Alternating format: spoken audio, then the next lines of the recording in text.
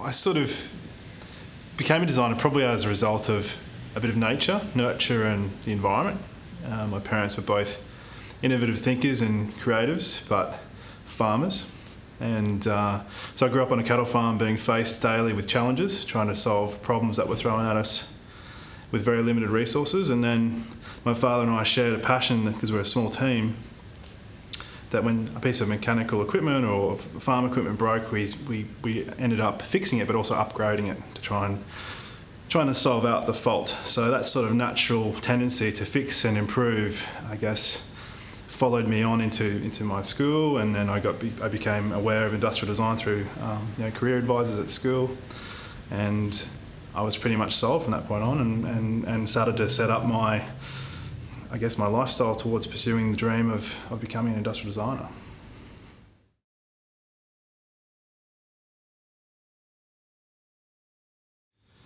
I think I'm still forming my own personal philosophy, if it's from a personal perspective. I think whenever I've tried to create a solution or a product outcome, it's always tried to be innovative and simple and sophisticated.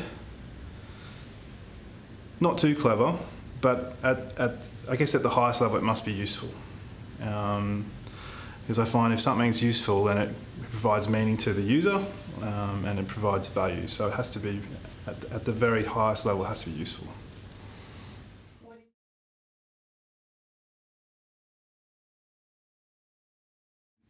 It was actually just, I took my wife out to dinner, and we were eating at the table, and there was a lovely piece of fine cutlery, and it was simple and sophisticated, but I remarked at the amount of energy that would have gone into achieving that result. It was probably an incredibly intensive method of manufacture that had gone to producing this beautiful piece of, in this case, a knife and a fork.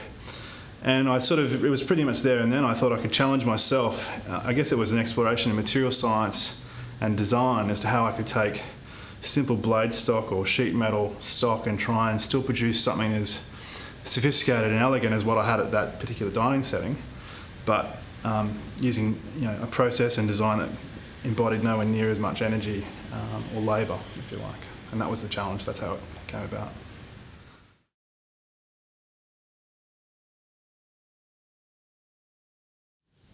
Yeah, I think it's a whole bunch of characteristics.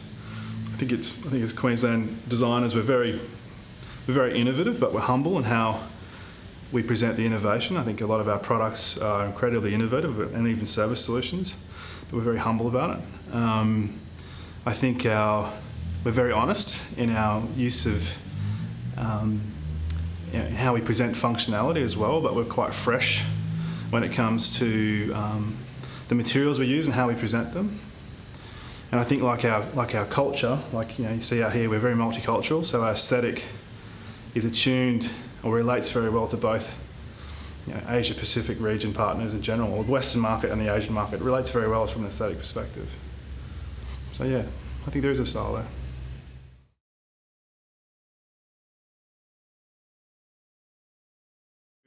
there. Design by its very nature sits at the nexus of business, art, technology, science and culture.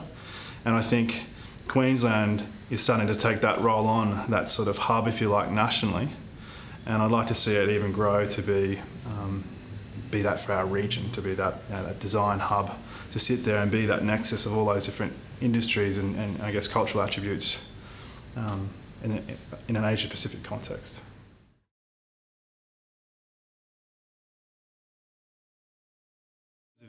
The challenges we face as designers in business is no different to any business in the market today, particularly fee for service and I guess that aspect of the design disciplines. I think the opportunities though for us lie definitely to the north, definitely through the Asia Pacific region. We're quite I guess as a practice of designers, we're very collaborative and we're geared towards travel. We travel all the time. So that makes us excellent global R&D partners, especially around design. And I think that's where the opportunities lie, is to get in and embed ourselves as that global R&D partner and use our cultural I guess, empathy we have with the different partners in our region and really help them become that design, I guess, partner and conduit.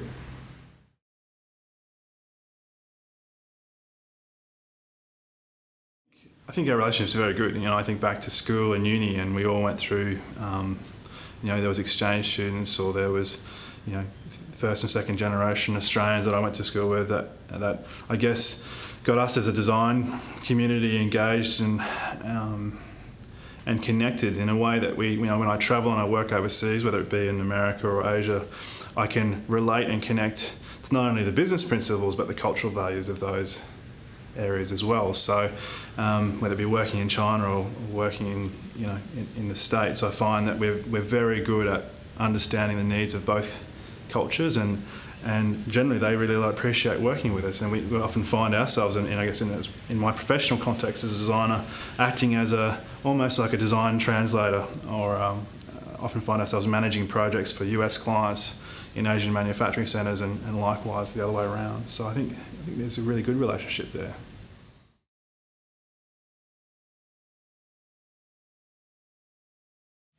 We were pretty excited to work on the Rover, work for Rover. They're an iconic brand of Australia. And they came to us and asked for our assistance in helping develop what was probably the first ground-up, completely new generation of mower for them in many cycles of product development. Traditionally, mowers are created once from the ground up, and then they're iteratively evolved and added to market season after market season, to the point where they become a mismatch of components and functionality, and they lose some of their integrity as a product. So we were pretty excited to have a ground up, clean sheet approach, acknowledging the 50 years of Rover's expertise in manufacturing probably the best lawnmowers in the world, but start to bring in all of our new, systems and processes and material technology and sciences that we could bring as industrial design consultants to the collaboration. So it was a very exciting project for us.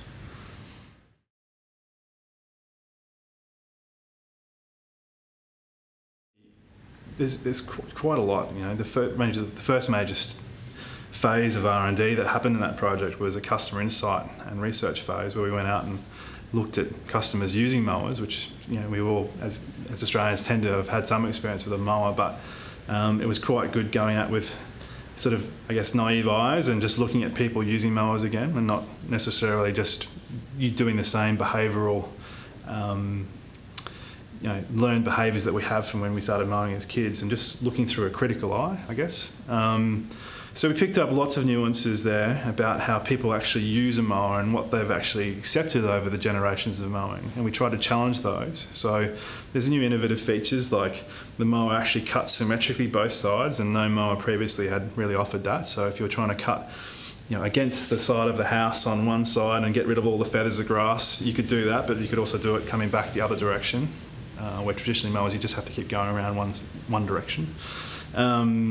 The catcher is quite innovative. When you think about mowing wet grass or damp grass, it's always been a real struggle to empty all that wet grass from the mouth of a catcher. And we came up with the design of having a croc jaw catcher, we've nicknamed it, but it's basically a rear opening catcher that allows you to dump all the grass really efficiently and quickly. So that's a few of the innovations we've included.